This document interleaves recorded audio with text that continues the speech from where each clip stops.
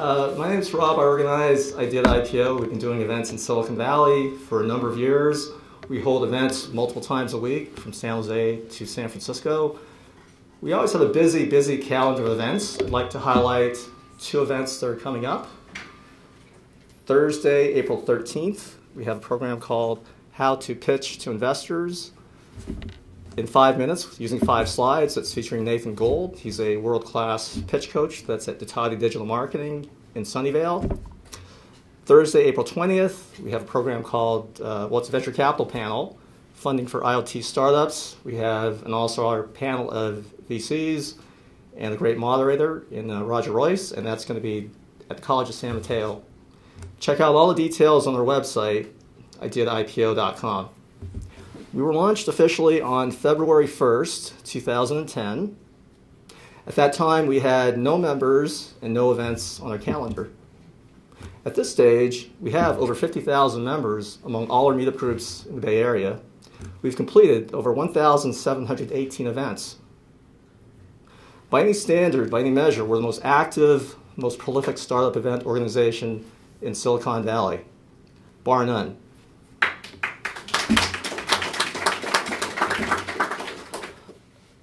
Thank you to those that received the memo. Our mission is to promote entrepreneurship, support entrepreneurs, build community, and provide value in the Silicon Valley startup ecosystem. To that end, we provide content that is practical, actionable, and relevant, stuff that you can actually use to succeed as entrepreneurs. We believe in building community because Silicon Valley is an aspirational ecosystem. It attracts people from all over the world who come here to do great things. In fact, I'd like to know who here is originally not from Silicon Valley? Great. Who here was born and raised in Silicon Valley? No, a couple more than usual. So whether you were born and raised here or you arrived last night, it's important for us to provide multiple channels for you to meet people, build relationships, and grow your network. So not only do we have these exciting content events throughout the week, we have a TGIF mixer, thank God it's Friday, every few Fridays at the Hyatt Regency Santa Clara. The next one is tomorrow, Friday, April 7th, and that's hosted by CJ Terrell, one of our team members. He's not here tonight, but it's a great event, so hopefully some of you can make it, and hopefully some of you are not already booked for your Friday night plans. With regard to value, it's important we provide value at every one of our events because we know many entrepreneurs are struggling financially, so we make sure our events are affordable, and we try and provide a decent meal at every one of our events. Was this meal decent? Okay, great. Well, let's hear it for Wilmer Hale for that fine meal. More importantly, though, we want to make sure that each and every one of our events, you get value for your time, which is your most valuable resource. Anyone here getting any younger? I just got to check. Probably not. So when you invest your valuable time to come to our events, we want to make sure that you maximize your ROI. We have many partners that help us do what we do: law firms, venture capital firms, angel investor groups, incubators, accelerators, colleges, universities, lots of other players in Silicon Valley. Tonight, once again, we're grateful to Wilmer Hale for hosting us at this beautiful venue. So once again, let's hear it for Wilmer Hale. A couple of our other partners are here tonight. I'd like to have them come up and say a few words. Let's hear it for Mike and CTO 911.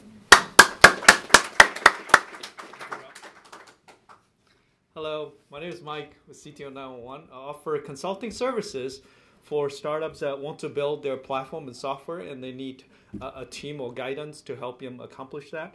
I help them. I've been building enterprise application, mobile applications, and applications in using machine learning and data science. I can set up the team, set up the architecture, infrastructure, or anything that you need in terms of technology. So glad to have you guys here at this great venue, and welcome panels, and look forward to talking to you. Nice to meet you.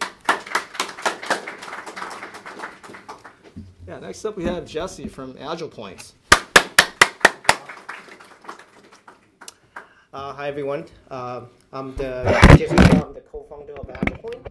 So firstly, what I want to say is that This is the first time I actually stand up here, but I've been coming to Rob's event quite a few times, and I very much admire what he's doing. And Silicon Valley is all about innovation, right? It's about enable more people be able to do things. So as Agile Point, that's what we really saying, how can we make a difference to a paradigm shift? So let me talk about what do we do. So Agile Point is a new generation of low-code development platform as a service.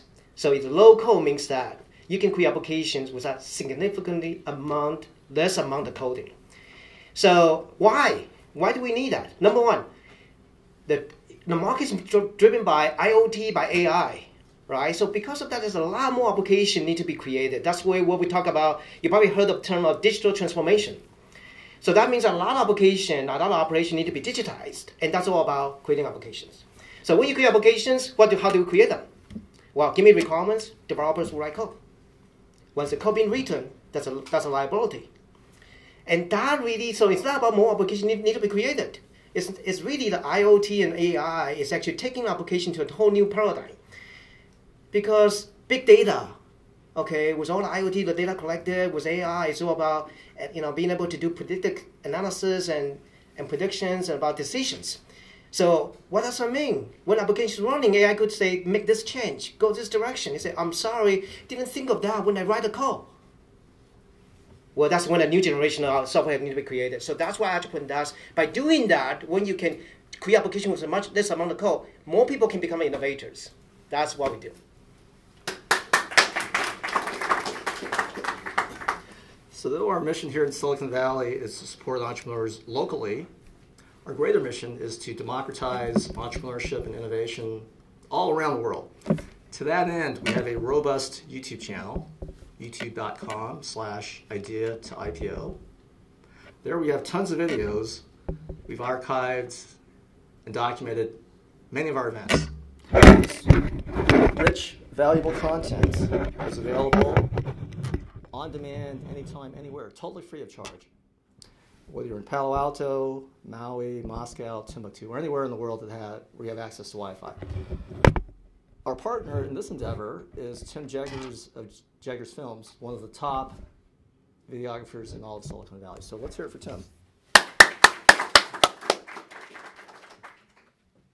Thank you, Rob. So I'm Tim. I am the video partner, like he said. I help him out with these events. I've been doing it for a while. Located in the Bay Area. I specialize in events. I also do weddings, multimedia production in general, editing, photography. That's pretty much the gist of my whole story that I'm going to tell you right now. Other than that, I would just like to make a quick request that you all refrain from asking questions until the panel is done with their discussion.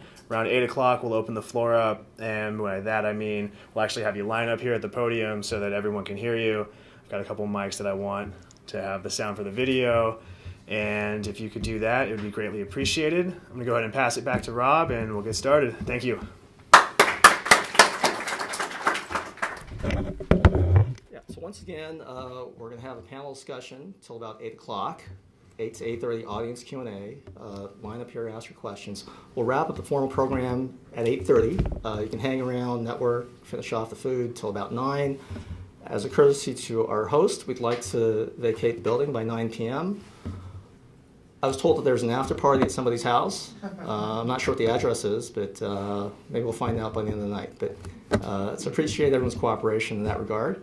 So without further ado, I want to pass it off to our distinguished moderator. He's one of the top corporate and startup attorneys in Silicon Valley. He's a distinguished attorney here at this great firm. Let's hear it for Eric Hansen. All right, thanks very much, Rob, and thanks to you all for coming tonight.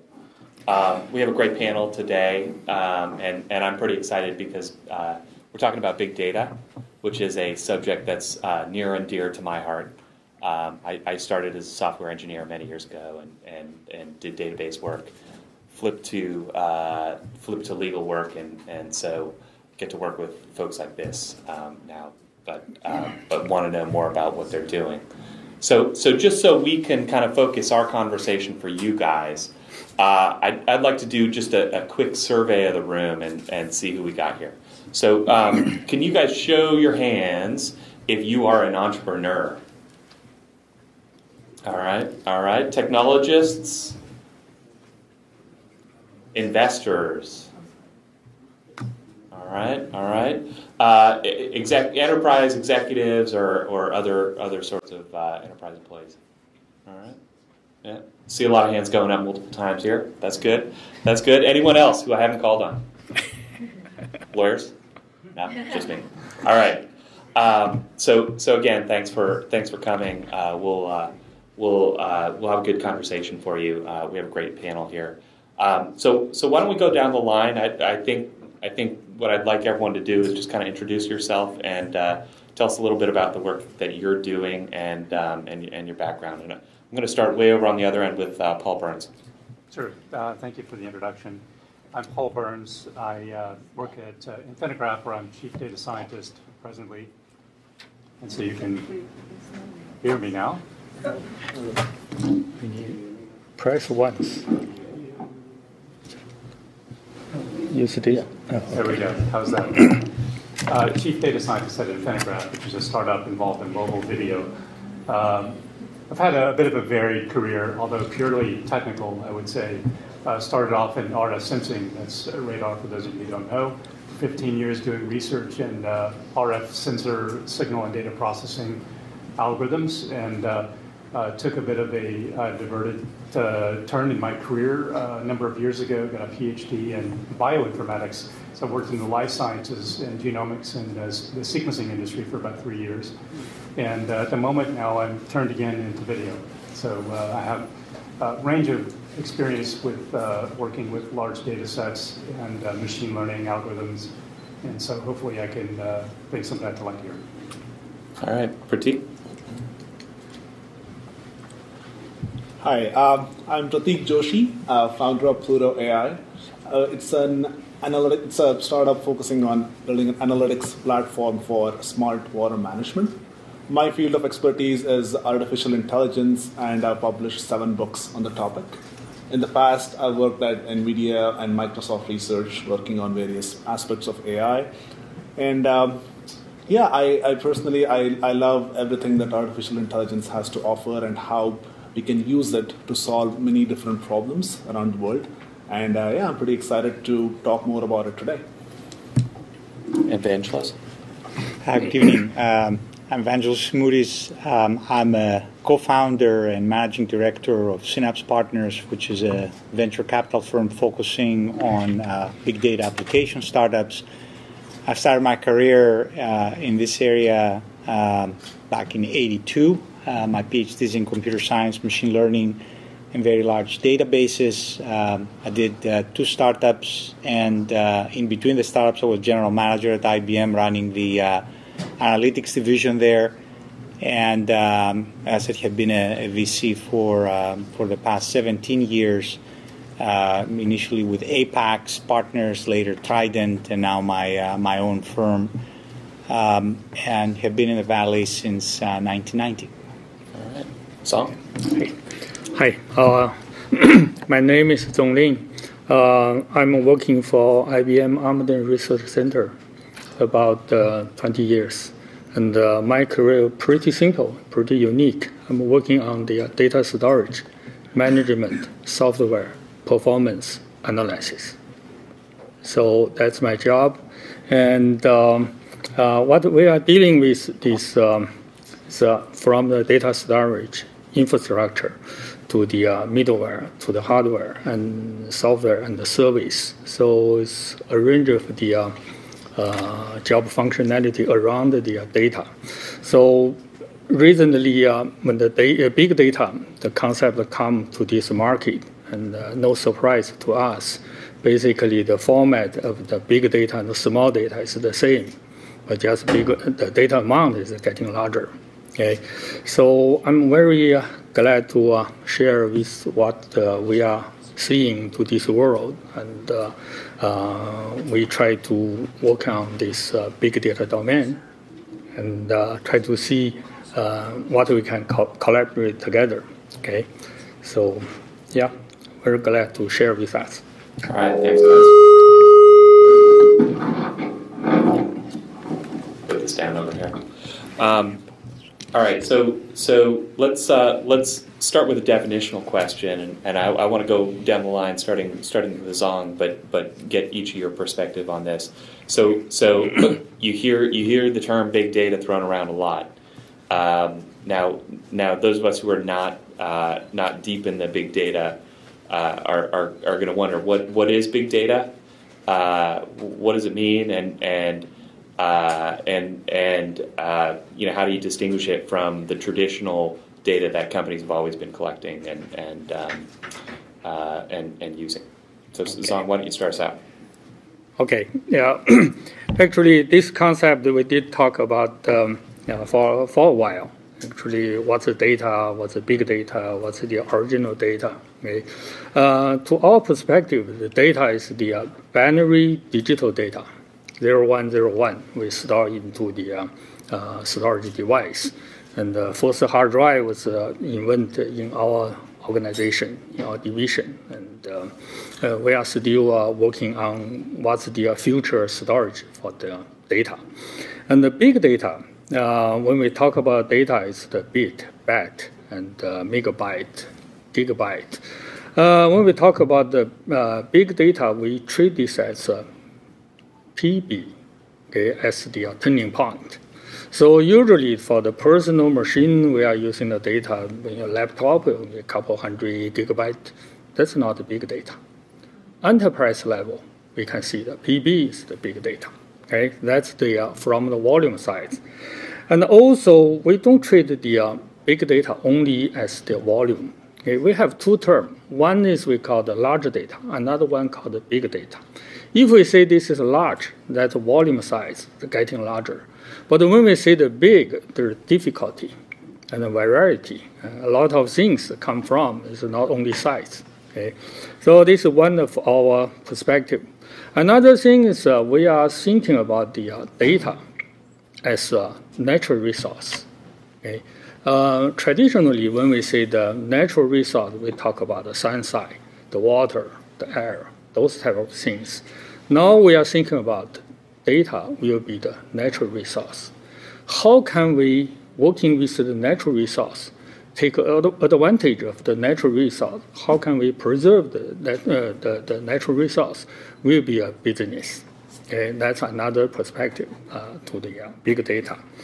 From IBM perspective, traditionally we are working on the infrastructure. So we provide the hard drive. Right now it's a solid state drive.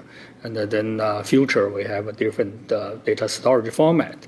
So both are in the infrastructure level.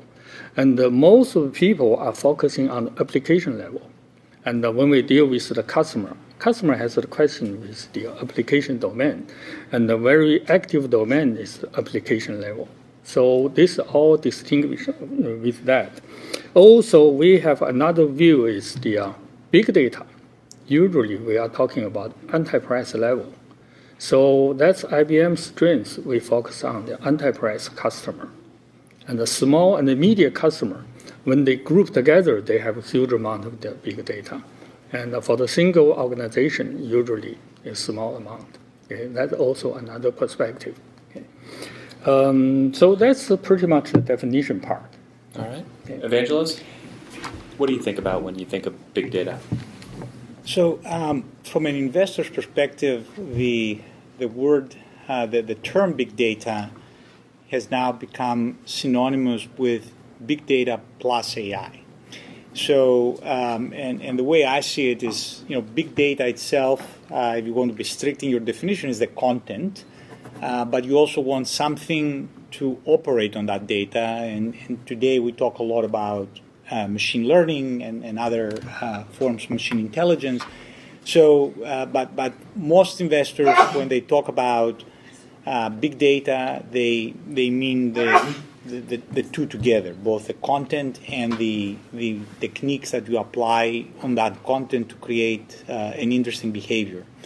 Another point I would make to what John mentioned a few minutes ago is that through the years, the size of data was always characterized by the storage that you have. So when I was doing my PhD in the 80s, we were talking about very large databases, and were a few tens of thousands of records. You know, in the megabyte, maybe, you know, if you were talking about a gigabyte, it was spectacular because storage was so expensive.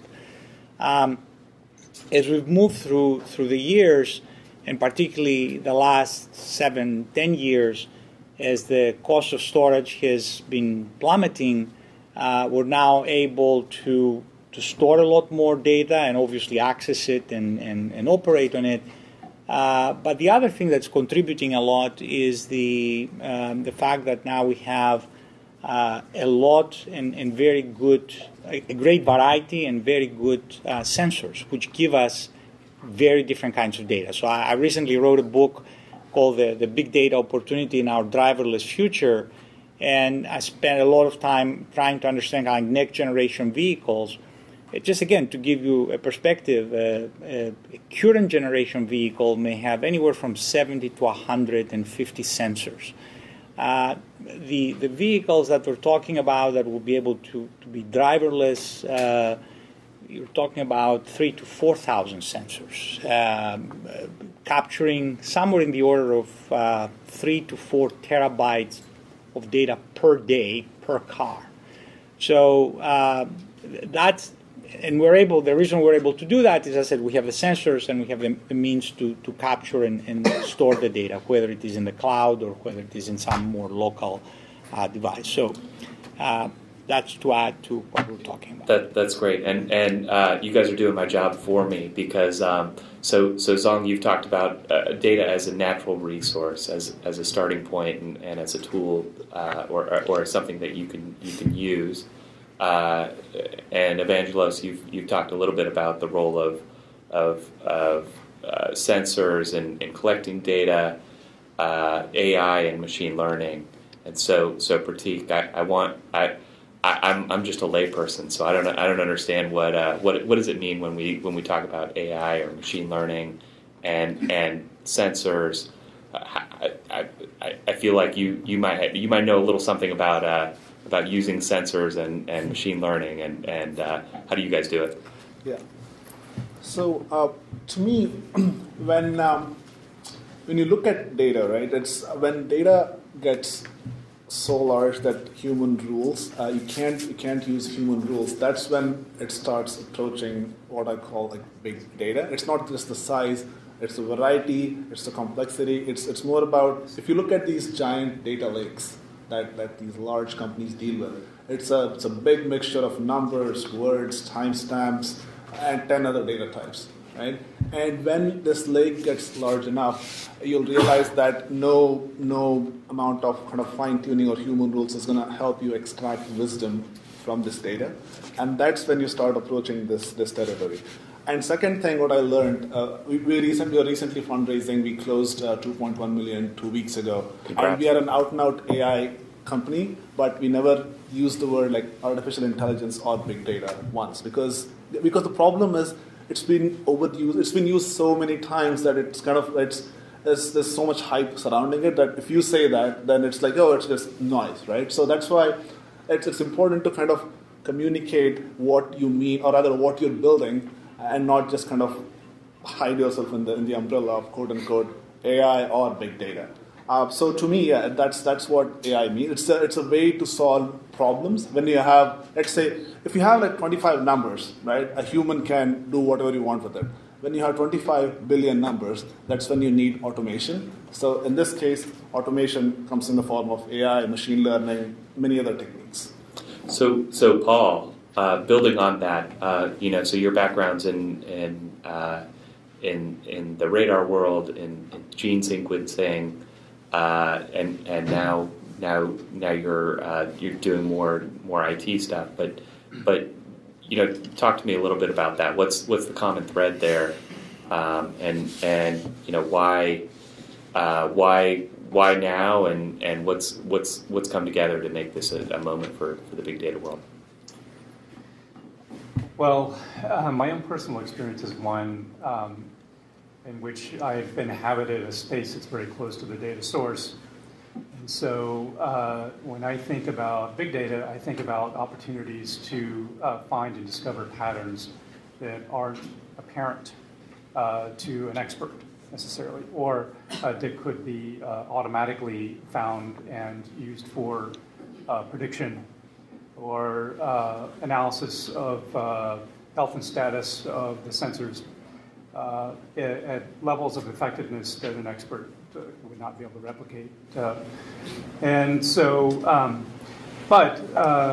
there's a lot of differences in the perception of what big data really is, other than there's the common thread seems to be that it's really just a way of thinking about, and I hate the word data really because it's so undescriptive, it's so generic so that it has almost no meaning at all. So I think of it as just information that's stockpiled, and it could be useful if you knew how to go in and sort through the stockpile of information to find patterns, patterns that persist and can be used for predictive purposes. So in those areas, I think there's been general slow progress over many decades. Why this explosion in recent years is primarily because of the breakthroughs in computer vision, and that is brought about by advancements in multi-layer deep neural networks, particularly processing image and video data. And that is something that is taking place over just the last 10 years.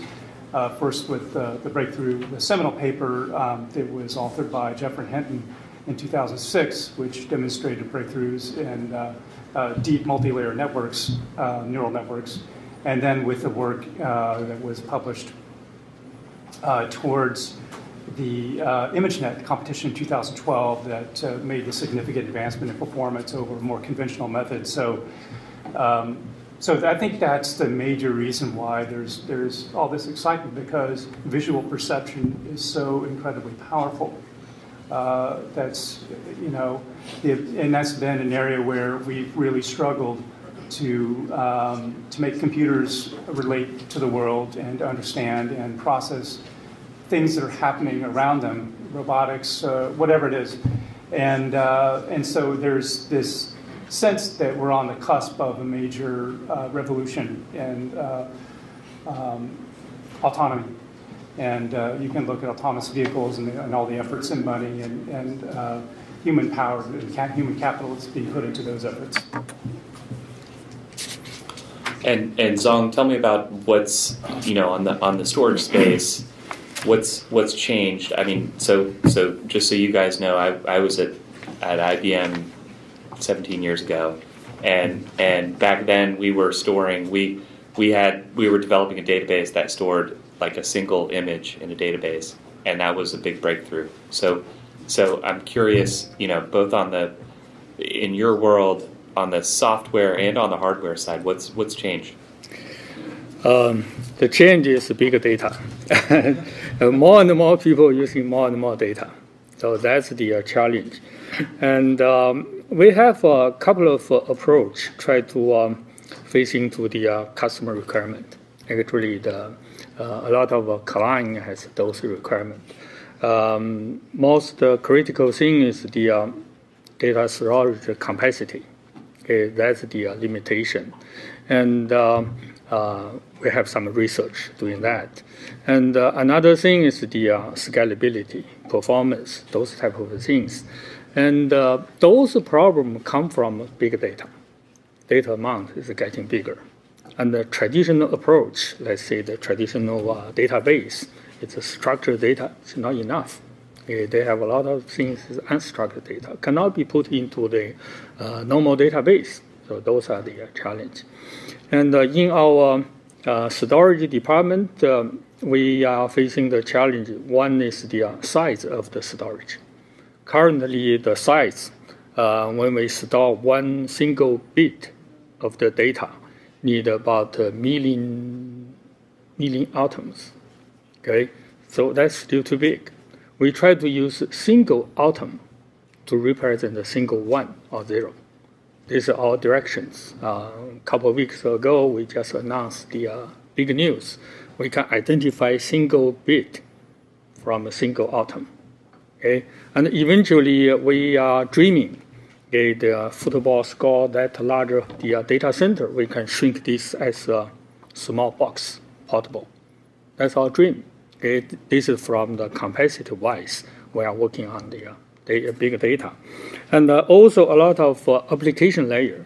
Those folks already introduced their work, how to extract information from the data. What's that mean? Okay, how to identify the pattern. What's the usage to the customer? There's a lot of startup company working with that. And IBM using another special tool is called the IBM Watson. We do the big data analysis in the background. And a lot of companies collect the data and send to the Watson. And we analyze the result, we get the feedback to those applications. That's another way to deal with the big data. So both challenge, infrastructure level and application level, okay, still puzzle us. We are working on that. That's our job. Vangelis?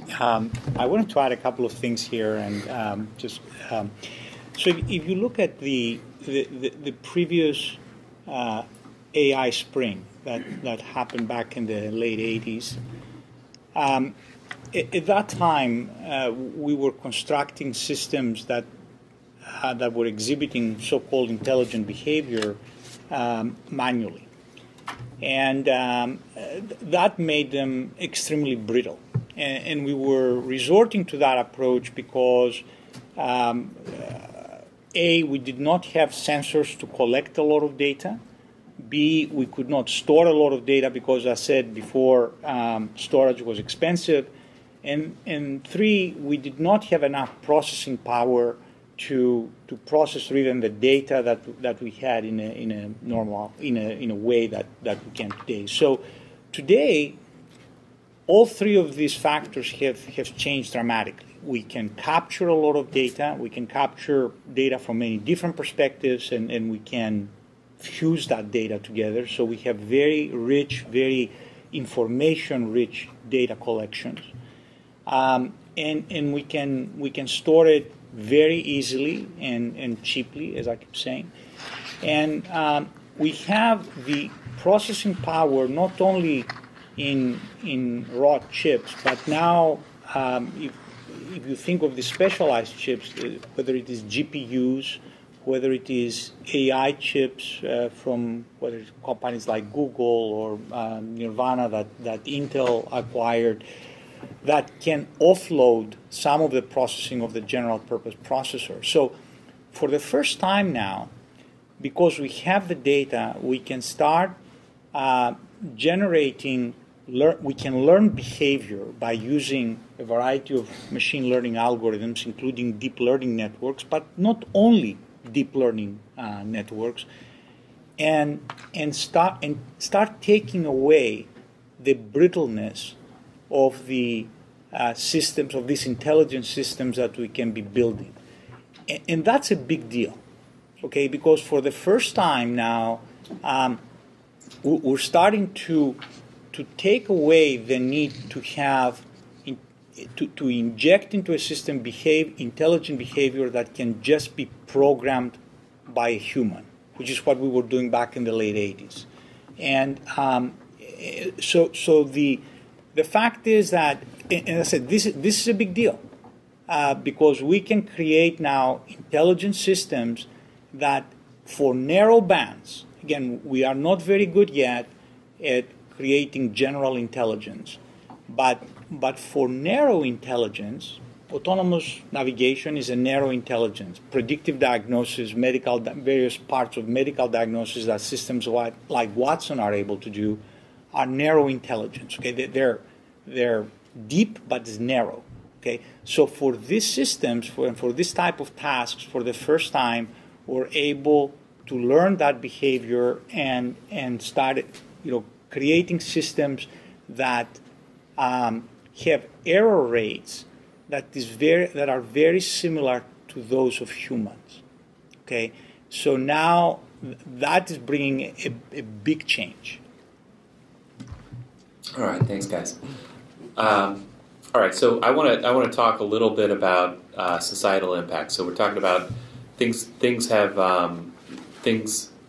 You know, we're on the cusp of a great shift forward in terms of our ability to use and analyze data, use machines to to make decisions for us. So how does that disrupt, create value, or affect the economy, the workplace? I want to go to Pratik for this one. Yeah. So now when you look at, he said like back in the 80s, the spring of AI, right?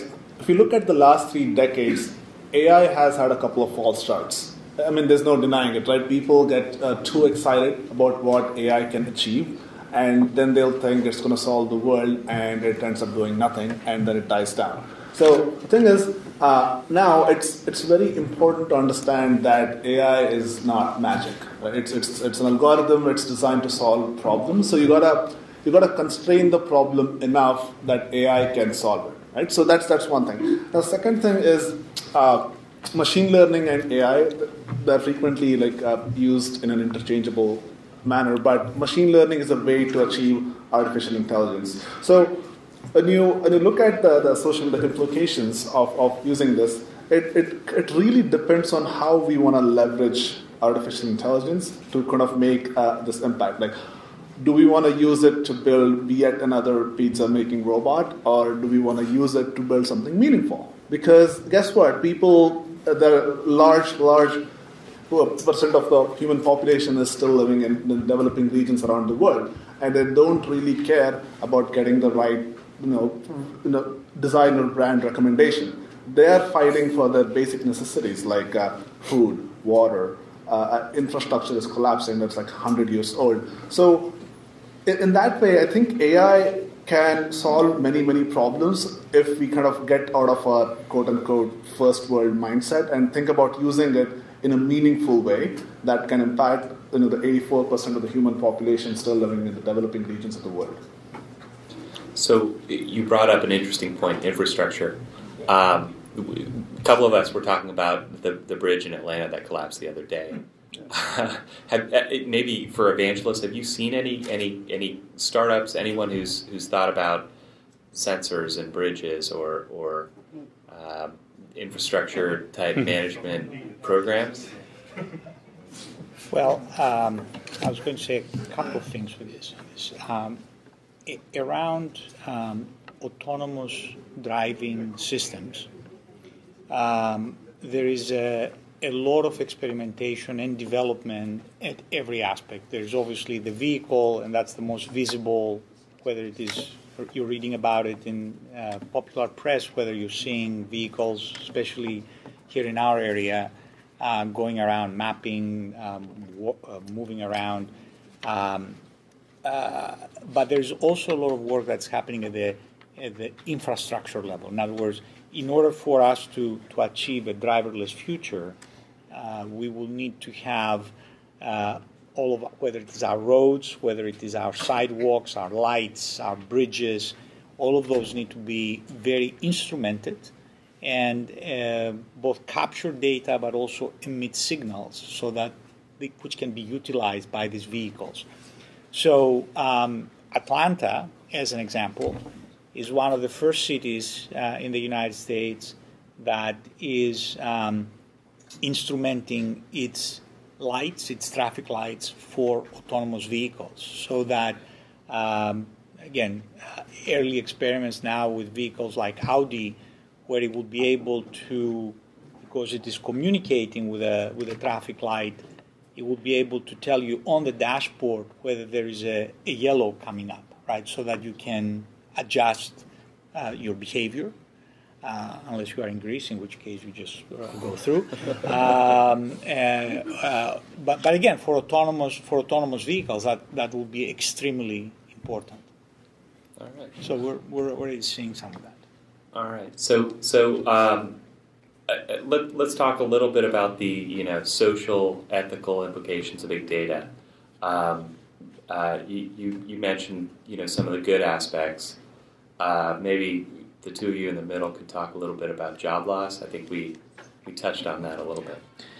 So let me start, if you wouldn't mind. I've spent quite a bit of time thinking about employment issues. Okay, and as like every VC, I tend to be an optimist. Most VCs are over-optimistic. But that's what allows us, frankly, to take the risks that we need to take in order to work with entrepreneurs and make their dreams come true, as we often say.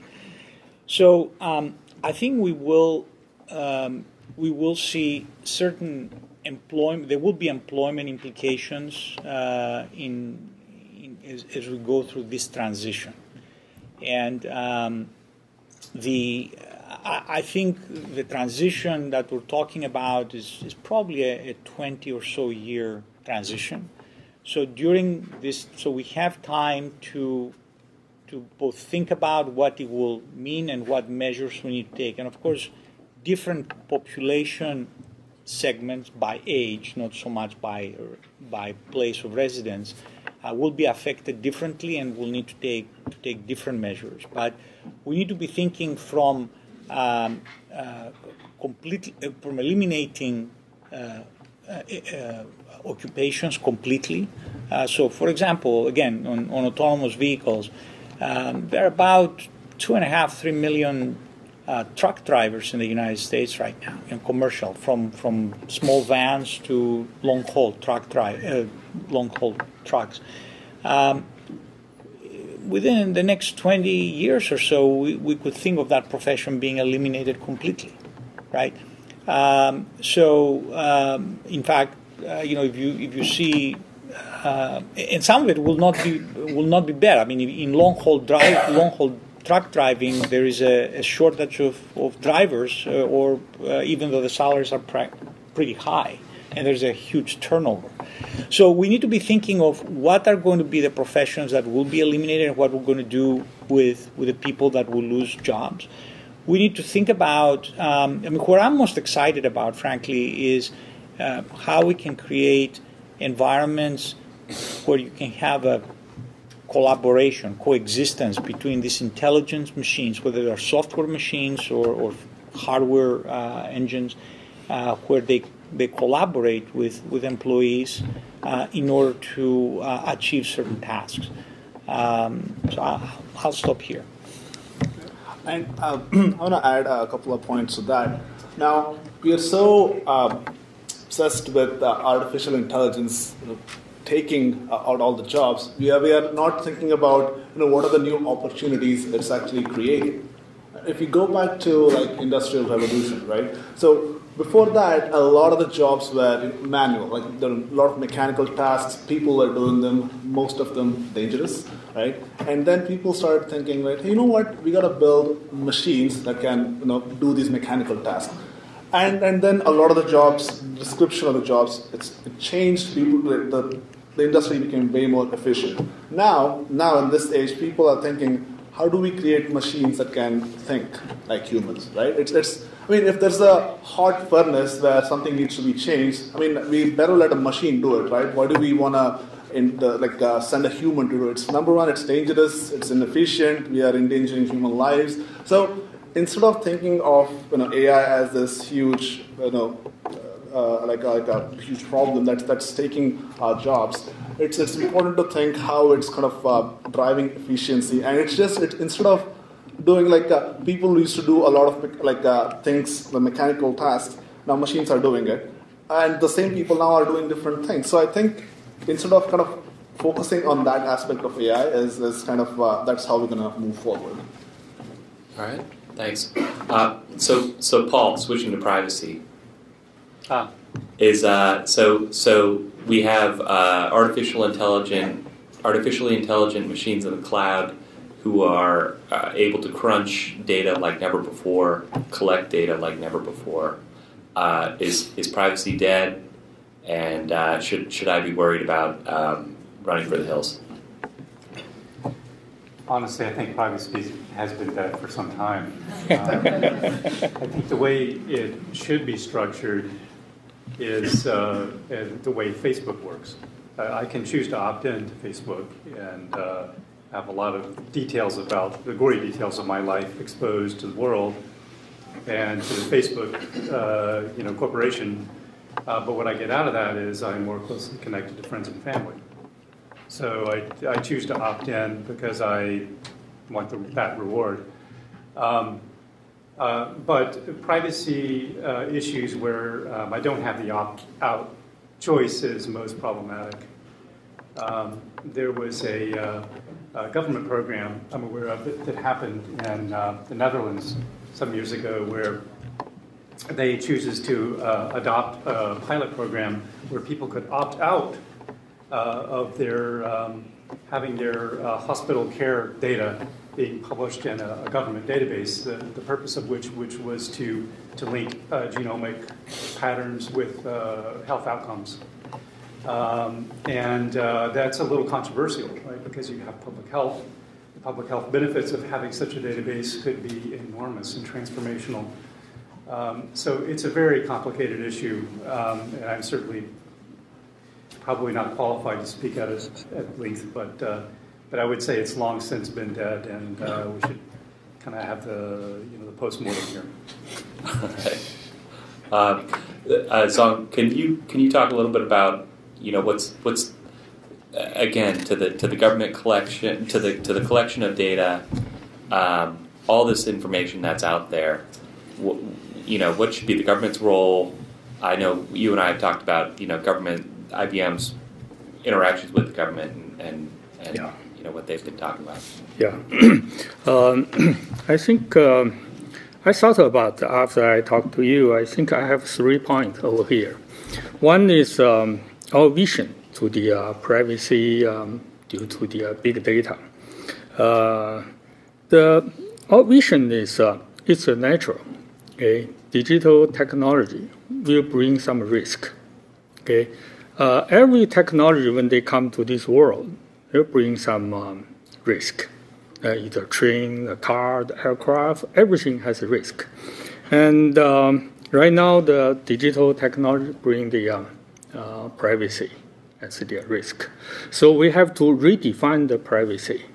This is natural movement, natural trend. Okay, technology is not perfect. We always have the virus, hacker, and cyber attack, whatever.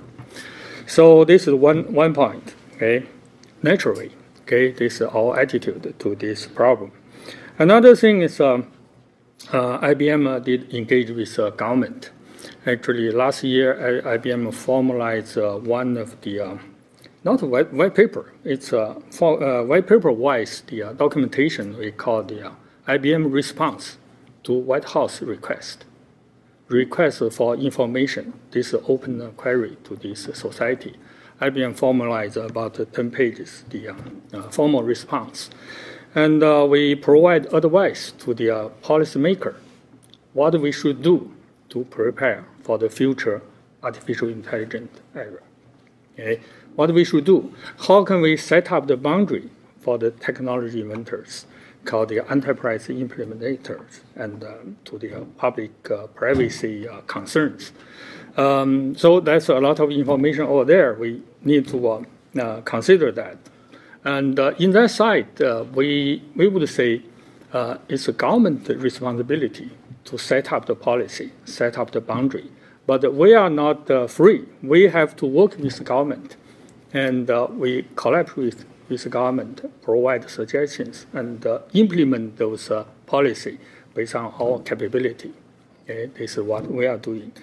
Also, the third point is for our own company, when we provide product, provide service to the customer, we respect the people's privacy. For example, Paul just said for the medical record in the database, we do have a similar situation, the customer in the different country, different organization. They said we need to analyze this patient's data, but we don't want to provide the whole set of data because there is some private information over there. Then we added another step. We get rid of those sensitive information. We only focus on the patient's information, those technical part. We identify the tumor, identify certain disease, but we don't know who is the patient. We can do that type of job.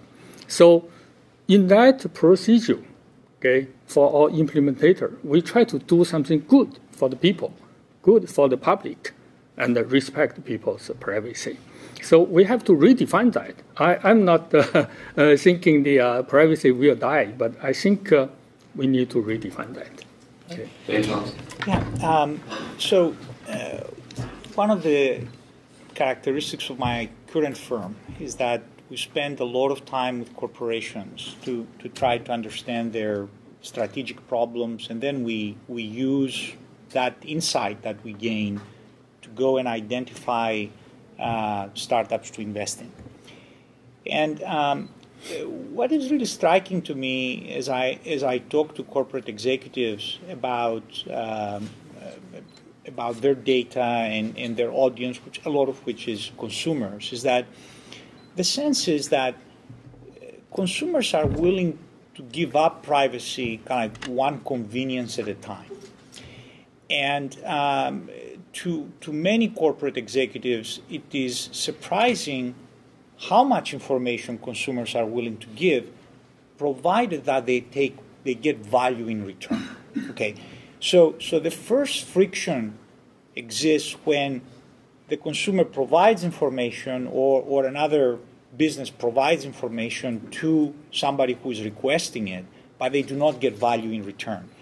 And I think we need to separate this information provision from the safety and security of that information, right? So the issue is not so much whether I choose to offer this data, this information, in order to get some value in return, but the issue is, do I have good policies, first of all, for safeguarding what I'm providing, whether I'm using it for the reasons that I'm stating in order to collect it, and then what do I do? How do I continue to provide value? I mean, I think that many folks are resigned to the fact that computer theft, data theft will continue, and they're always trying to value how much do I get in return for the information I provide, even if there is certain risk that the information I provide will be taken by somebody who's not intended to take it. Question for the whole panel. Do any of you intentionally delete your data? Related to that point. All the time. Do you? Okay. Yeah. All right. So Vangelis, I want to go back to you because let's talk about startups. Okay. So what are the models that you're seeing? What are the industry categories, and what's exciting to you? Well, so a lot of what I'm seeing is obviously dictated by the areas that we're focusing on, and by these days we because of the amount of time that we spend on transportation, we see a lot of exciting startups in next generation mobility, both in the areas of autonomous vehicles, and again, I use the word vehicle very broadly. I mean, don't think just cars.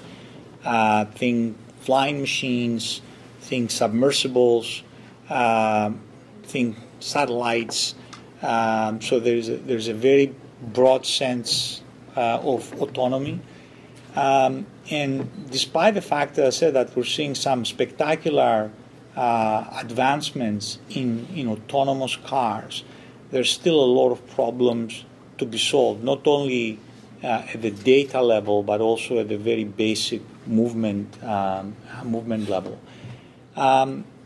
We get very excited about robotics, robotics that combine vision with the ability to learn and action.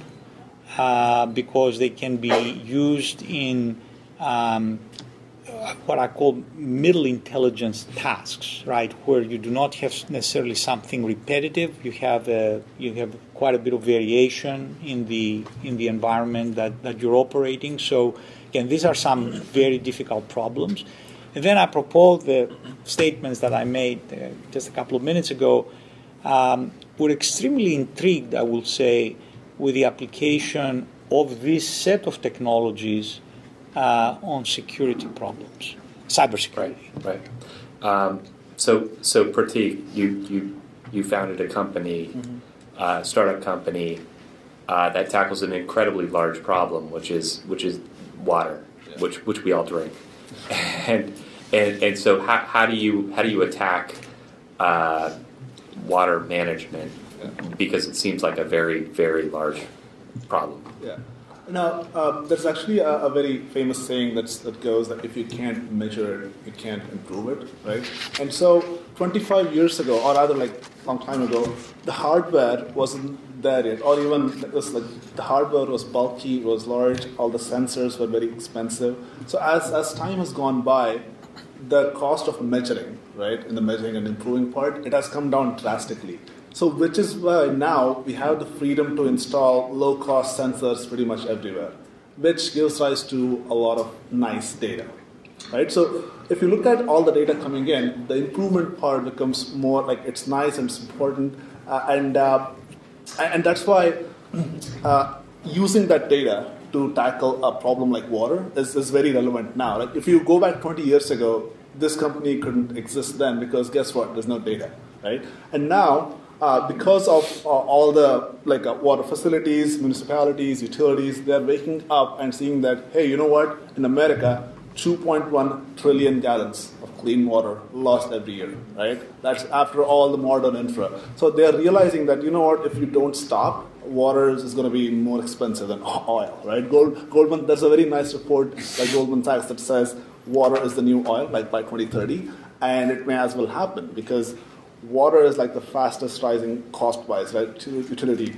and it's going to get worse with every year. And that's why, like, utilizing the data, using the water flow sensors, temperature, pressure, vibration, utilizing that data to do something meaningful is very important.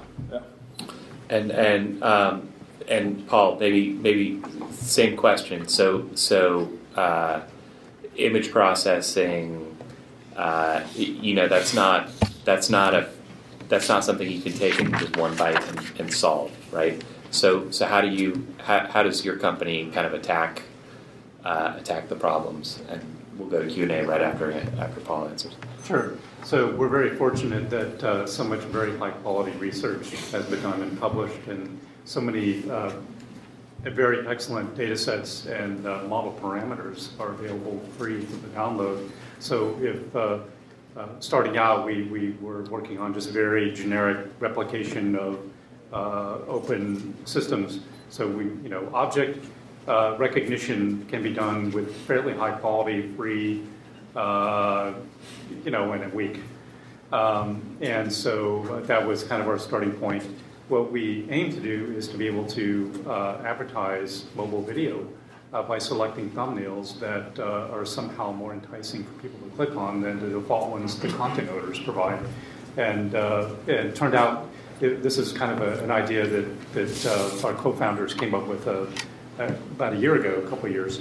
And it's amazing how bad humans are at predicting what other people want to click on. It's amazing.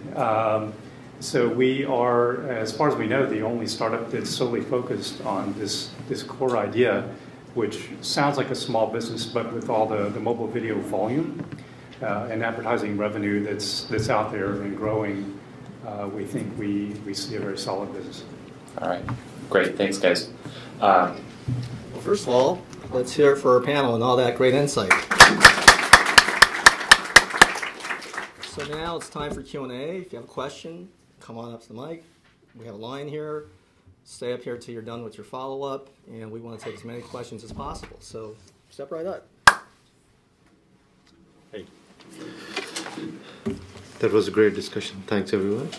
I just want to ask, what are the more trends that you guys are seeing across from the investor side, from the companies everybody's working on the analytics side? So we talked about predictive analytics in one of the questions, but I would like to get more insights. Okay, is it the analytics happening at the discovery side itself as soon as the data comes in? Or it's more on the data lake when the whole data is already stored? After that, analytics, like more BI and those kind of insights are happening. From all the angles, I would like to know, from an engineering side also, and from the investor side also.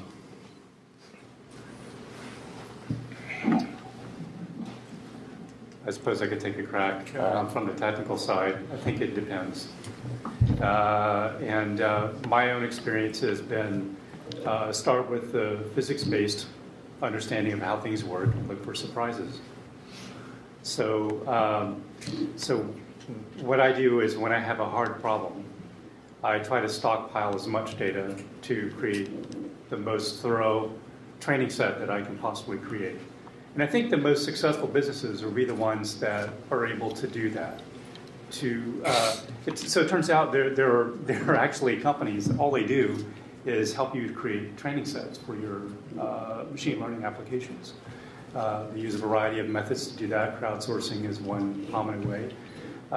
That's really expensive. It was far more expensive than I thought it was even possible. So startups that find a way to harvest rich training sets that are valuable for inference will be potential to be huge winners. That just turns out to be very hard to do. So.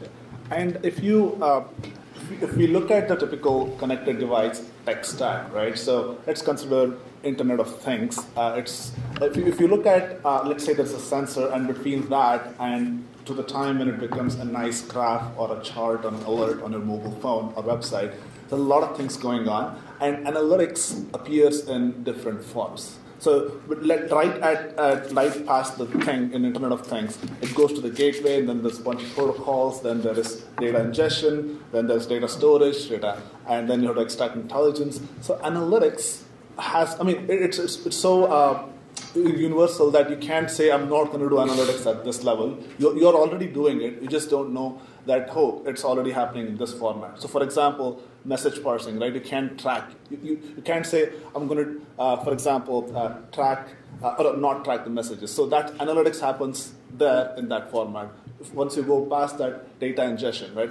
How quickly are you ingesting it? What's your concurrency? That's analytics. In the intelligence side, it's more about pattern recognition and AI. So I would say analytics appears in different forms.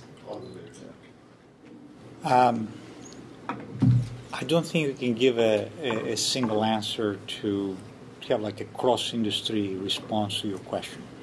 I think you need to look at where you are applying where you want to apply the so-called analytics, and we'll get to the word analytics in a minute. So again, if I were to look at autonomous vehicles, there are predictions that are happening on the vehicle from data that is stored on the vehicle, with models that are stored on the vehicle, predictive models that are stored on the vehicle.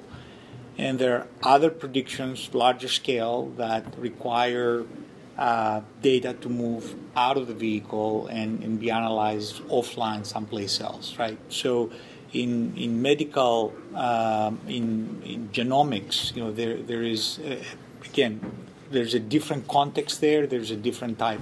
So I think we're moving, this is a longer way of saying that we are moving from generic approaches, cross-industry approaches, to approaches that are very much industry-specific and even application-dependent. Now, the next thing I will say to you is that the good news is that many industries are starting to quickly appreciate the value of their data being analyzed and exploited. Okay. The bad news is that we do not have enough people who can do a decent way of exploiting that data. You have some on this table, but in general there is a problem in the industry. So if you were to ask again corporations, they will say that they want prescriptions because they cannot get to the analysts who will do all this sophisticated analysis. So back in 2012, I had coined that term insight as a service. And for me, the word insight means that not only you have a prediction, but you also have an action associated with that. And the reason I went down that, and I've written quite a bit about it, the reason I went down that path is because when you talk to the business, and business might not be some bureaucrat, it may be a surgeon, okay? But when you talk to the folks who are applying this, they want not only to know that you can make a prediction, but that you can associate that prediction with an action, which means that there has to be more causal analysis. In order to deal with a problem that we cannot find, we cannot just do the analytics by employing humans. Sure. Okay. I can share, I think I have 2 points I share with you. One is in general, in the big data industry, we will see the more and more data coming from. And our purpose really try to convert the information in this world into the digital format. Okay, you can see that trend. Everybody is doing that in this field. So data will be the big thing. So in terms of the volume of the data, the infrastructure is the issue.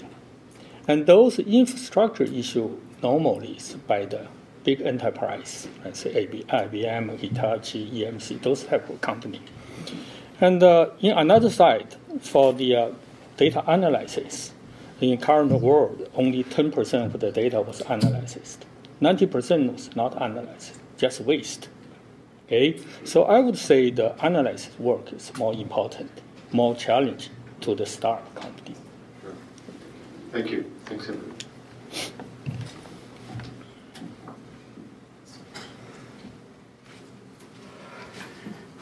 Hi, I'm Tzvi Ackler, CEO of Optimizing Mind. My question is, there are several fields where AI has been very successful. For example, Siri has been very successful. And there's others that it's still under development. And I was wondering, what was your impression? Which fields are going to be more successful or not?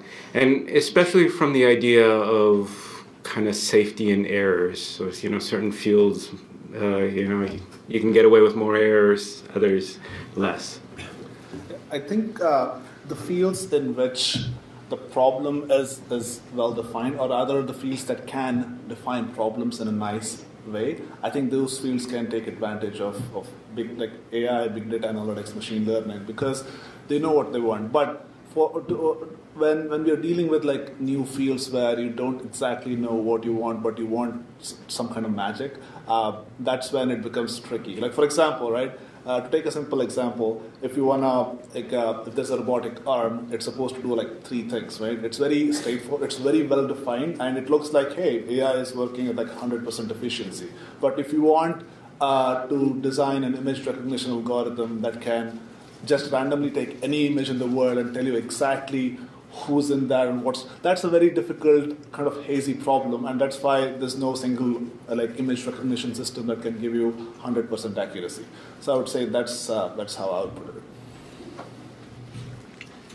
it. One area that comes to mind for me is wearable technology for the purpose of health monitoring, personal health.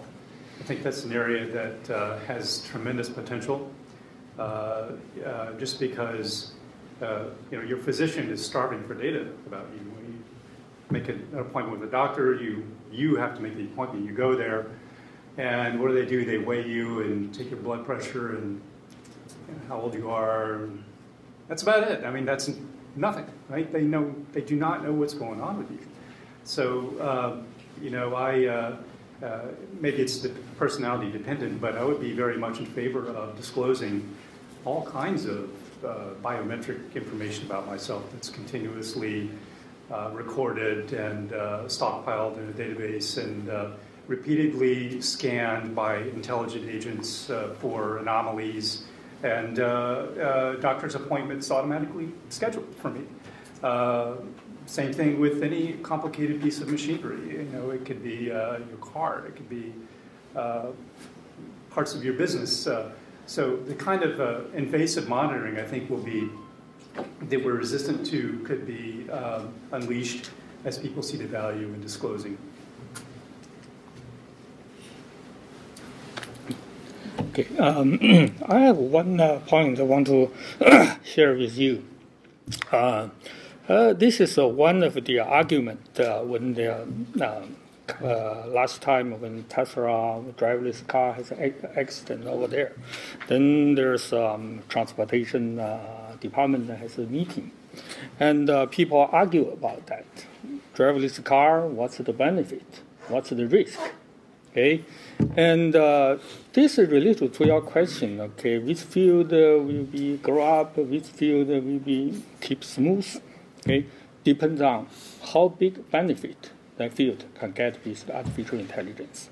Okay, people are balanced with that. If the benefit much larger than the risk, people accept. If this is almost equivalent, people will be concerned that. If less than the risk, then people forget that. Okay, so this is the same thing for any industry, for any technology. Thank you. Oh, wait. I have nothing to add.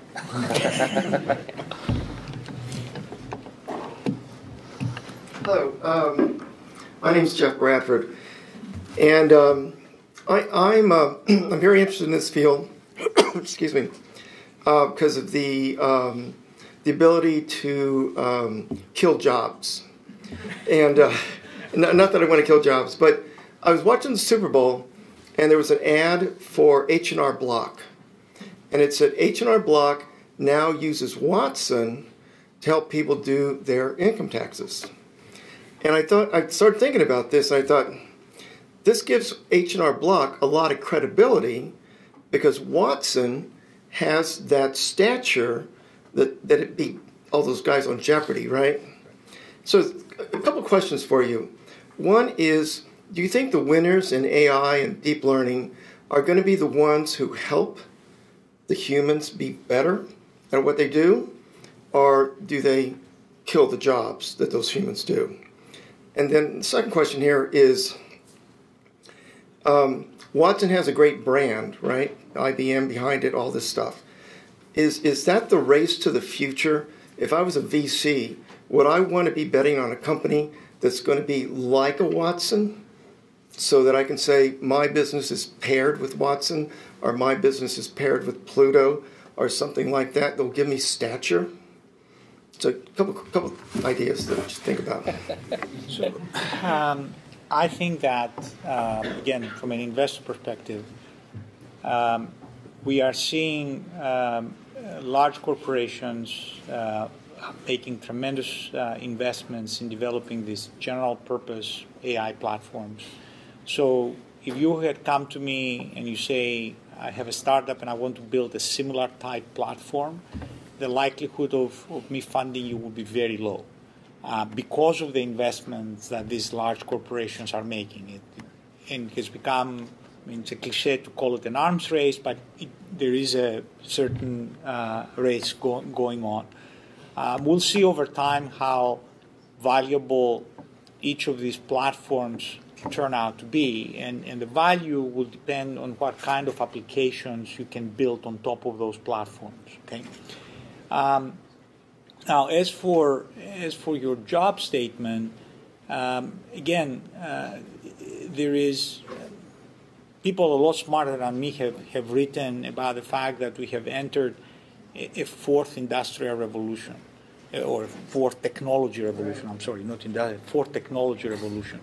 So, and which means that there aren't many of those that have happened in the past.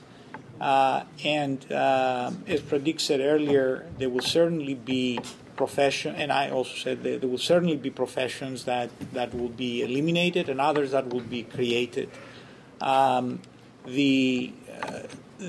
nature of work, even if we look at this narrow intelligence, the nature of work will definitely change. And that's why, as I said before, it is important to realize that we have a 20-year window and we need to start taking the appropriate steps. So if I'm 30 years old and I'm thinking 20 years hence, I'm going to be taking one set of steps. And if I have a child let's say in middle school right now, I will be advising them differently because they have 50 years ahead of them, 60 years ahead of them, whatever. So we definitely need to be thinking about this issue, frankly, a lot deeper than I see people thinking about it. But there are going to, very much like it happened in similar technological changes in the past, there will be professions that will be eliminated and others that will be created. And a point I would like to add is, he made a good point. Like, if you're building, let's say there's Google, Amazon, IBM, all of them are building very nice generic AI platforms and algorithms. Pretty much all of it is included. So, and you don't get points for reinventing the wheel, right? You don't. If you say that, hey, I'm building yet another generic AI library or a platform, they're like, you know what? They have an army of people building that. So, you are not adding any value by doing that. So, using that to build like a solution or to solve a problem, I think those companies are gonna move forward. And as he said, like if you go and pitch a generic AI platform to an investor, chances of getting funded are like, he's being modest, chances are zero. He said very, very low. I would say it's zero. And the thing is, it's a fair point because why would they fund you, especially when large companies are doing exactly the same thing? And regarding the job creation versus like destroying the job, it's just I feel like we are just, as I mentioned, the 20-year window. It's you're just gonna redefine the job. It's not like as long as there are people, there will be jobs. It's not like hey, this job suddenly vanished. It's we are redefining the jobs, and based on what's getting automated, people will start doing new things because. It's just if a machine is doing the same job, like why do we need a human who is number one, as I mentioned, more dangerous, less efficient, and it's just we don't want that. So I think we just need to look at it as the industries. Some industries will create jobs, some industries there'll be a job loss, but I think it's going to offset itself, and we're going, as you mentioned, a fourth evolution. So we take this leap, and we'll be in a new era where there'll be new jobs basically. So just a follow-up to this sense, like a couple of weeks back, Bill Gates made a comment, right? Should be tax robots kind of thing. So maybe like the people who are going to displace, they're not going to get jobs, right? Basically, what happened with the auto industry and things like that and follow. The question is, there should be a disruption tax. I think you need to get on the line to ask the question. So I want to add my insight because as a lawyer, often when I get asked to do a financing or a merger or acquisition, my value add to the whole deal is I have a bank of deals that I've done in the past that I can draw upon to help negotiate a deal, and occasionally you hear scuttlebutt about automatically drafting computers taking my job and negotiating deals. I'm not worried about that, but I do see an opportunity for a tool that assists me so that instead of drawing on 5 or 10 deals, all of a sudden I'm drawing on 5 or 10,000 deals in terms of understanding what's normal, what's abnormal, what can I ask for. That's really helpful, and I think that's where the Watson H&R Block tax model is useful, is that it can draw on enormous data sets to make a decision as to what's not at risk and what's likely to be incorrect in a particular filing, which is great. Okay. To answer your first question, okay. the text player, that's IBM just announced. Actually, another example Eric just mentioned about the digital lawyer, digital attorney. And there's a couple of lawyer firms in New York implement a software. And in the background, it's IBM Watson, and they provide the consultant type of work. Then in that lawyer firm, they eliminated the lawyer assistant. If they want to check the 10 years ago, what type of the case, what's their previous history, the lawyer assistant take a couple of days, maybe 1 week, find those information. Now he can talk to the machine, get a response a couple seconds. Okay, so eliminate that type of work. Try to help people expand your capability and increase efficiency. So we believe that's help people. Okay, kill that job. Those people can working on the other category, more intelligent, more relaxed work, not do the labor work, hard work. Okay, this is help people. And okay, this is our purpose. And functionally, we saw that. That's the current situation. It's not kill every job. Lawyers still need it. Attorney is still needed. Okay. Another question: how can you partner with IBM Watson? Okay.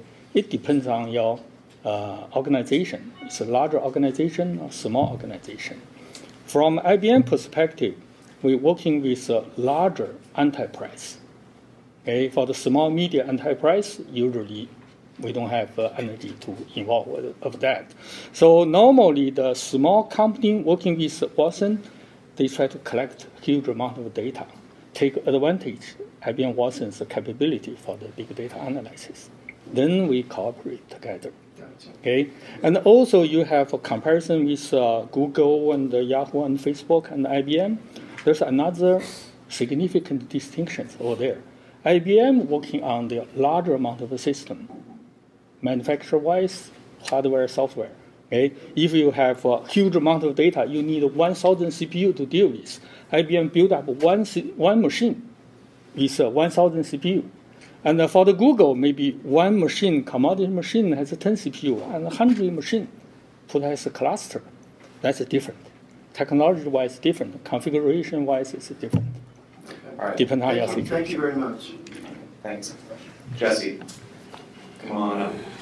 Thank you. So great discussion so far.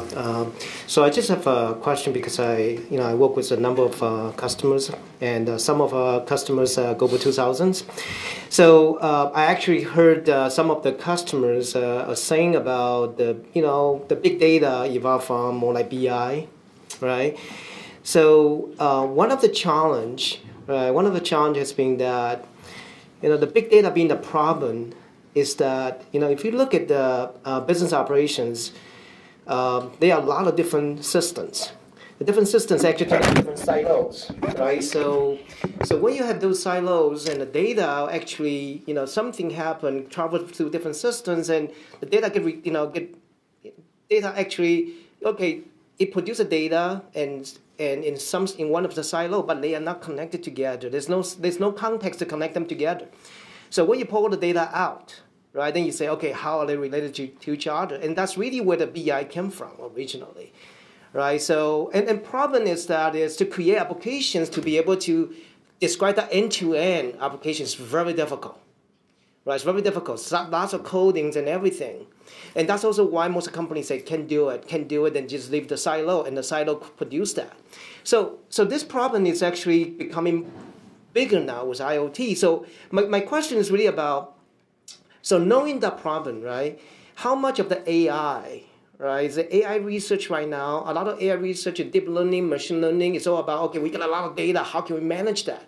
But how much of the effort do you think this value, how much of the effort or any research is actually putting in is actually the AI is being used, when you collect the data, you actually know what data you don't need, right? So you don't actually just blindly collect all the data and ended up to be it's going to become a big data problems. But how do you collect the data is really going to be making a difference, right? For you when you do an analysis and then be able to do that predictive, actions. So do you know any kind of research in do you see the relevance using AI in applying and actually reducing the data, not to solving this big data problem, and because you don't discriminate what the data is useful or not. Paul? I'm not directly aware of any such research, but that doesn't mean it's not ongoing.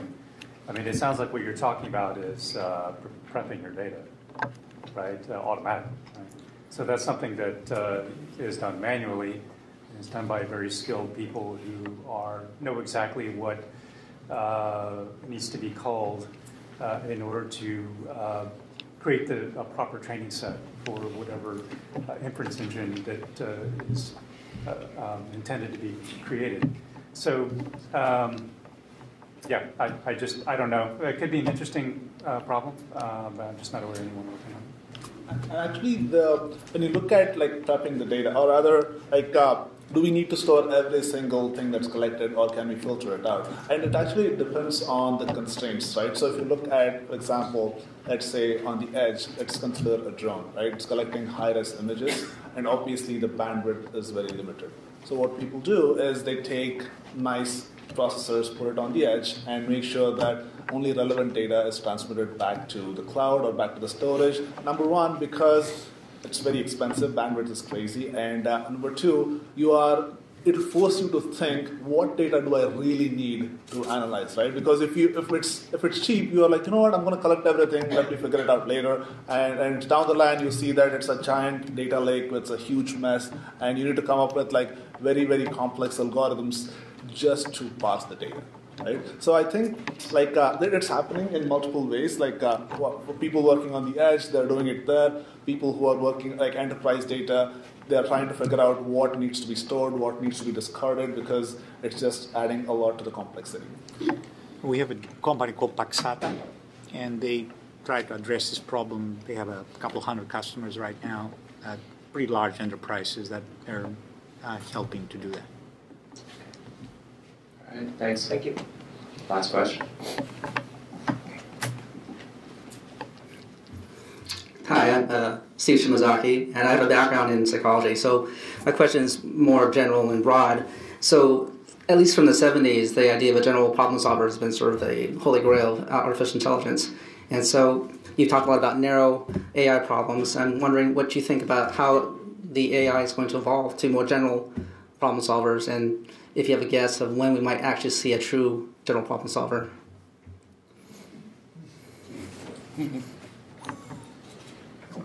That's a free for all. That sounds like a right towards the old question. I was going to say, it really depends whose vision you want to embrace. If you were to take Ray's vision, 25 years, I think, something to that effect. 45. Yeah, so another, if you take more pessimistic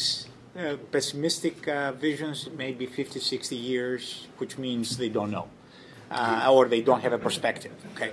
But Ray and his disciples, or the people who believe in what he's saying, state that we will get there in the next 20 or so years.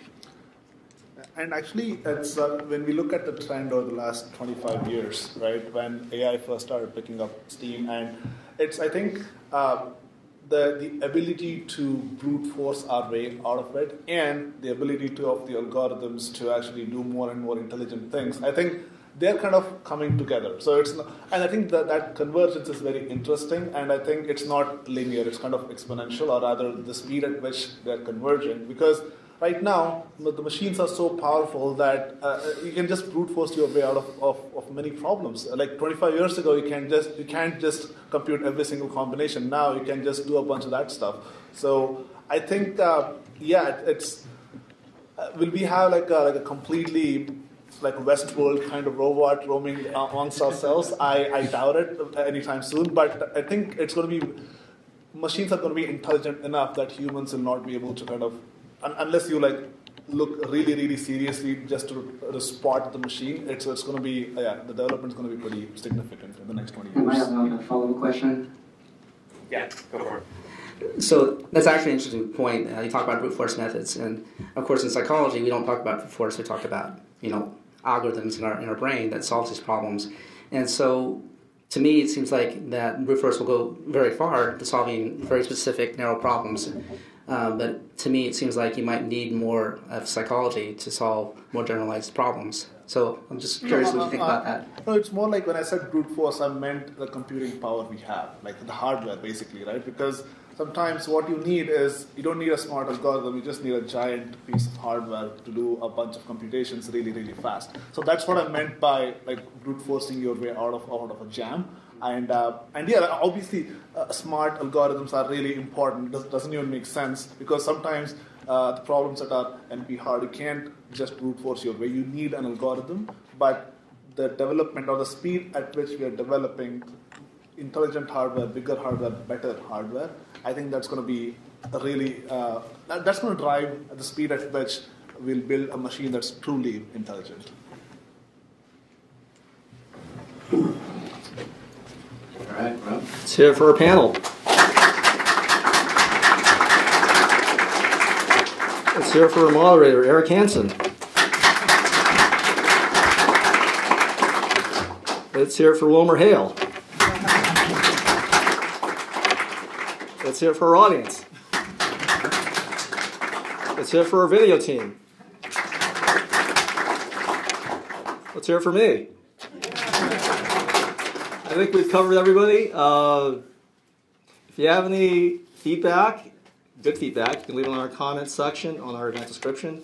If you have any other kind of feedback, you can email Eric at eric@wilmerhale.com.